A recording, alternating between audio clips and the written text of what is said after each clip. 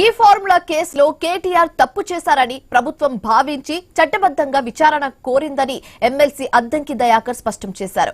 కేటీఆర్ పై విచారణకు గవర్నర్ ఆమోదించడం రాజ్యాంగబద్దమైన విషయమన్నారు.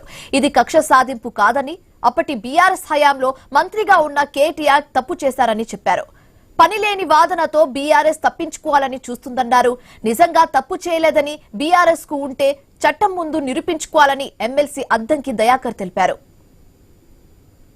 కేటీఆర్ మీద విచారణకు గవర్నర్ గారు అనుమతి ఇవ్వడం అనేది రాజ్యాంగబద్ధం. ఎందుకంటే కానీ బీఆర్ఎస్ పార్టీ నాయకులు మాట్లాడుతున్నది అంటే తప్పు చేస్తాం కానీ మా మీద చర్యలు, ఇది రాజకీయ కక్ష సాధింపు అని చెప్పడం వెనుక ఉద్దేశం ఇది. ఎక్కడైనా సరే ఏ ప్రభుత్వమైనా పారదర్శకంగా ఉండాలి. తనకు లేని అధికారాన్ని చేతిలోకి తీసుకుని ఈ ఫార్ములా కేసు రేసు విషయంలో కేటీఆర్ చేసింది ముమ్మాటికి తప్పని భావించింది ప్రభుత్వం. కాబట్టి కేసు పెట్టింది చట్టబద్ధంగా, న్యాయబద్ధంగా ఈరోజు చర్యలు తీసుకోవడానికి సిద్ధపడుతున్న క్రమంలో గవర్నర్ గారు ఇచ్చిన ఈ అనుమతి అనేది ప్రభుత్వాన్ని సపోర్ట్ చేసినట్టుగా, ప్రభుత్వం తీసుకుంటున్న చర్యలు న్యాయబద్ధమైనట్టుగా మనకు అర్థమవుతున్న పరిస్థితి. ఇప్పుడు ప్రభుత్వం ముందున్న ఏకైక లక్ష్యం ప్రజాధనాన్ని కాపాడడం ఇలా. కాబట్టి ప్రజల సొమ్ముకు కాపలాదారుగా ప్రభుత్వం ఉండాల్సిన బాధ్యత ఉంది.